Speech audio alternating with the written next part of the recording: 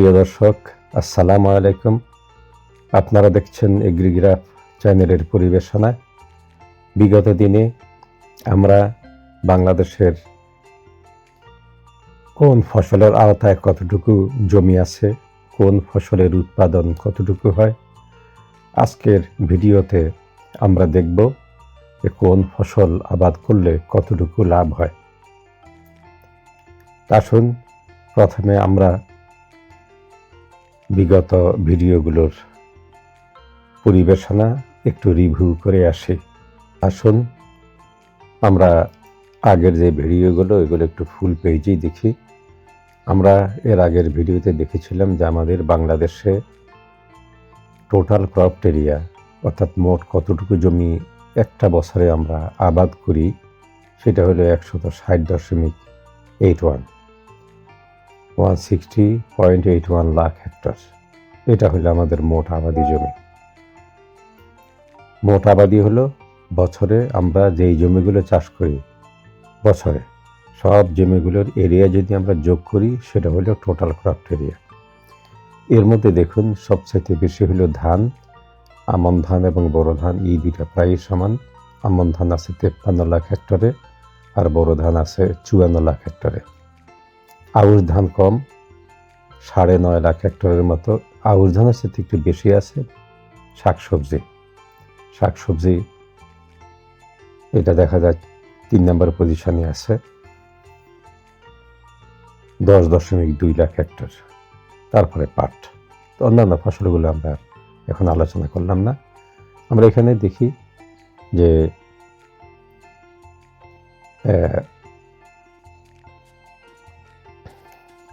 Share কতটুকু।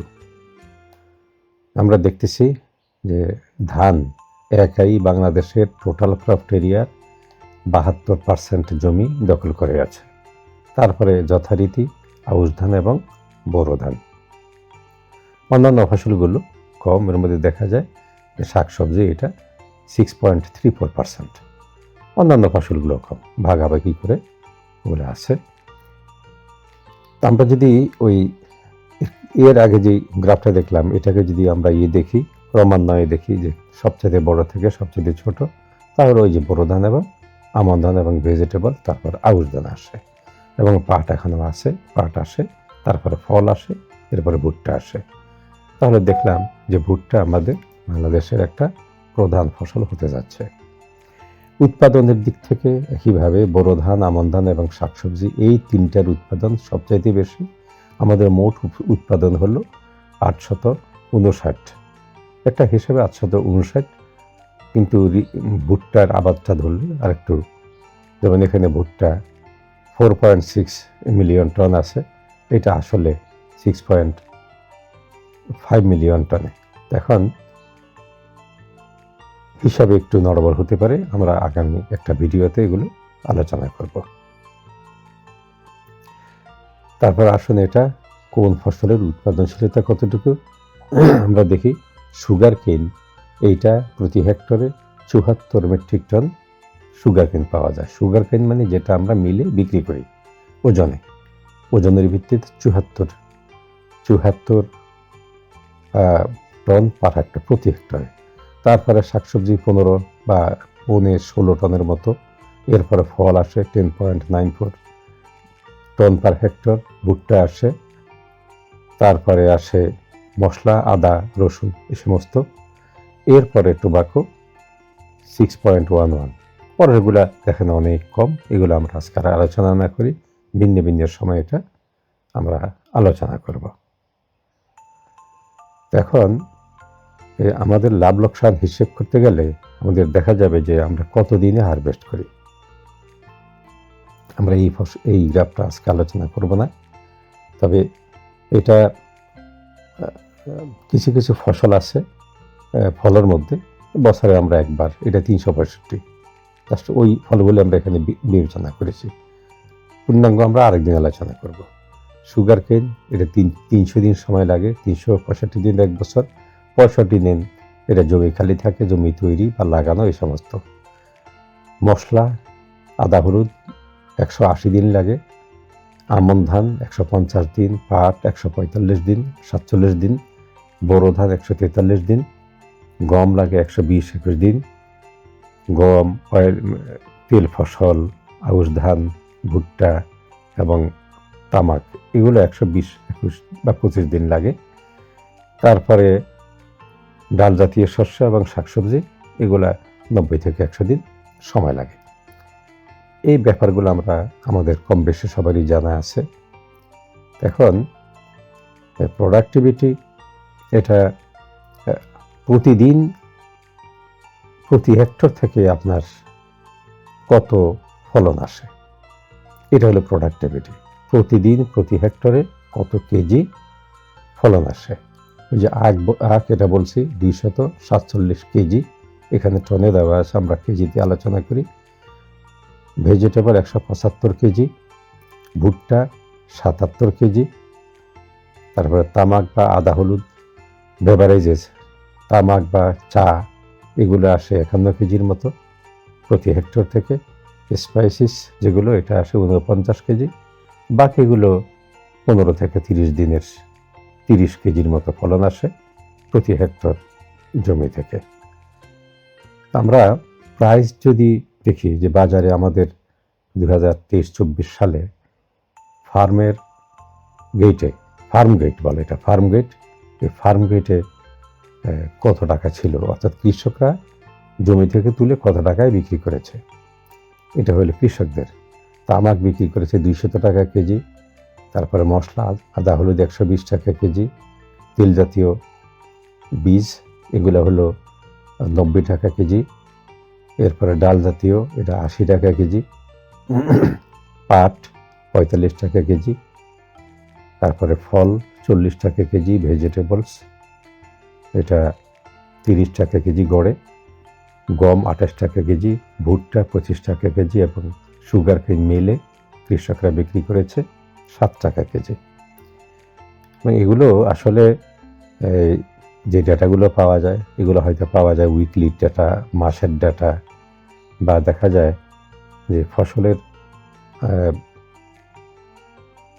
Variety যখন change হয়, জাত যখন চেঞ্জ হয় তখনও এই পরিবর্তন হয়। আমি একটা অ্যাপ ব্যবহার করে এই দামগুলো পেয়েছি 2023 সালে, সবগুলো মিলেই আর কি, অন অ্যান অ্যাভারেজ 2023-24 সালে। আমরা এই প্রাইসটা ধরে এবং প্রোডাকশন ধরে যে কোন ফসলে কতটুকু প্রোডাকশন হয়, যে বাংলাদেশের সবচাইতে বেশি ইনকাম আসে কোন ফসলে, এটা আমরা আলোচনা করব।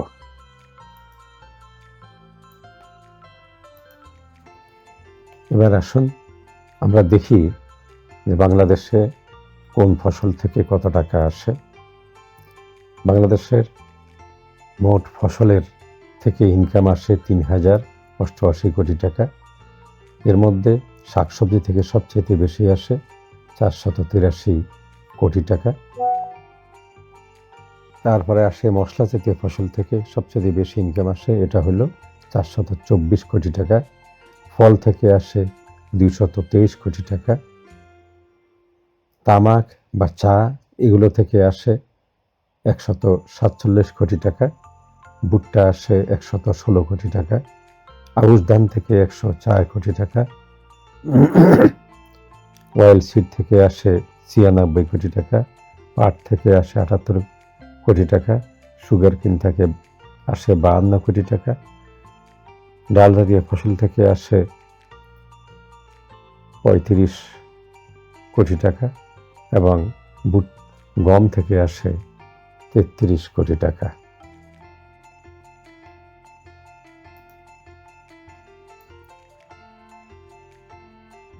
প্রিয় দর্শক, আসুন আমরা এবার একটু সিদ্ধান্ত নিই যে আমাদের কি করা উচিত। আমরা এই কিছুক্ষণের আগের আলোচনায় দেখলাম কোন কোন ফসলের লাভ ভালো, কোন কোন ফসলের লাভ কম হয়। আমরা দেখেছি আউশ ধান এটা স্বল্পমেয়াদী ফসল, কিন্তু লাভ বেশি না। আমন ধানের ক্ষেত্রে এটার আয় মাঝারি ধরনের, সময় বেশিই লাগে 150 দিন। বোরো ধান লাভ ভালো, সময় বেশি লাগে, এটা ঠিক আছে, কিন্তু লাভ ভালো। তবে সেচের হিসেবটা যদি আমরা করি তাহলে লাভ কমে যাবে।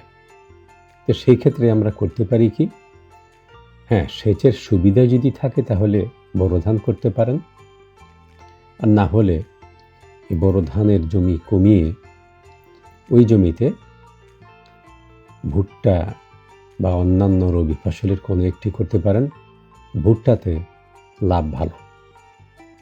এবারে আসুন আমরা অন্যান্য কিছু ফসল সম্বন্ধে আলোচনা করি। গমের ক্ষেত্রে আয় কম এবং সময়ও লাগে দীর্ঘ, 150 দিনের মতো লাগে। ভুট্টা আর আগেই বললাম খুব তাড়াতাড়ি হারভেস্ট করা যায় এবং আয়ও ভালো।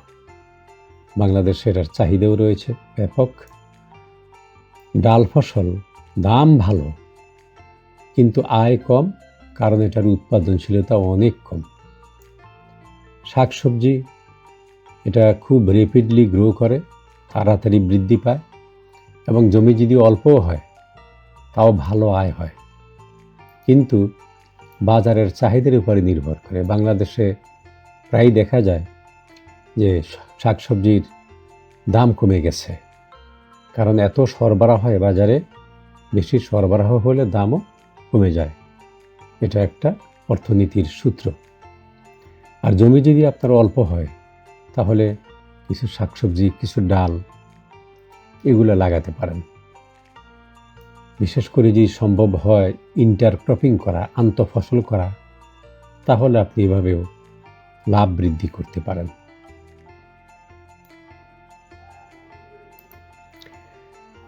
আসলে আমরা এরপরে তামাক, পাট এবং আখ সম্বন্ধে জানি। এটা হলো যে তামাক, আমরা এর আগেও দেখেছি তামাকের উৎপাদনশীলতা অনেক বেশি এবং লাভ হয়, কারণ অনেক কোম্পানি আছে তারা কিনে নেয়। তাহলে তামাকে কি দেখলাম, লাভ বেশি কারণ দাম বেশি, আয় ভালো, 120 দিনের মধ্যে ফসলটা তোলা যায়, কোম্পানি থেকে তারা কিনে নেয়।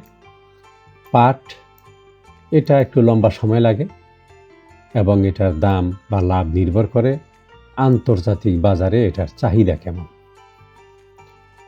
আখ এটা অনেক লম্বা সময় লাগে এবং কিন্তু এটার ফলন অনেক বেশি, তবে মিলগুলোতে এত চাহিদা না থাকার কারণে এখান থেকে কৃষকদের আয় কমে গেছে। মিলগুলো যদি আবার চালু হয় ভালোভাবে তাহলে এই আখ থেকে লাভ আসবে। আপনার জমি যদি অল্প হয় তবে হ্যাঁ, তামাক বেছে নিতে পারেন, তবে এখানে পরিবেশগত ব্যাপারটিও আমাদের ভাবতে হবে। জমি যদি বড় হয়, জমির আকার, তাহলে আপনি পাট বা আখের চাষ করতে পারেন। আসুন এবার শাক সবজি সম্বন্ধে আবার একটু আলোচনা করি।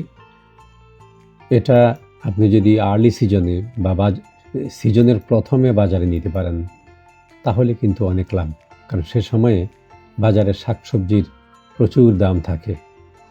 আর আপনার যদি অল্প জমিও থাকে সেখানে লাভ আপনি করতে পারবেন শাকসবজি চাষ করে। ফলের কথায় আসি, বার্ষিক আয় অনেক বেশি।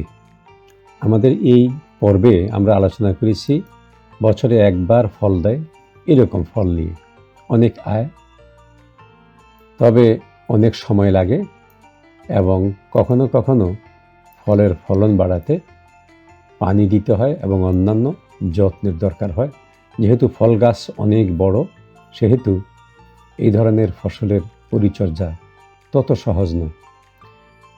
আর ফলের সাথে যদি আপনি অন্যান্য ফসল নিয়ে মিশ্র চাষ করেন, একসাথে যদি গ্রো করেন ফল গাছ এবং অন্যান্য ফসল, তাহলে কিন্তু আপনার বছরব্যাপী আয় থাকবে এবং আপনার কৃষির ঝুঁকি কমে যাবে। এটা মনে রাখতে হবে। আপনি যদি ঝুঁকি কমাতে চান তাহলে আপনাকে মিশ্র ফসলে যেতে হবে। ফল, মূল, শাকসবজি, অন্যান্য মাঠ ফসল এগুলো সব একসাথে আপনাকে করতে হবে। তাহলে কি দাঁড়ালো সারসংক্ষেপ? কোন ফসল বাছাই করবেন আপনার জমির জন্য? দেখুন, লাভ বেশি এবং তাড়াতাড়ি যদি ফসল চান, আর্লি তাহলে শাকসবজি, ভুট্টা এবং তামাক এই 3টা ফসল বেছে নেবেন।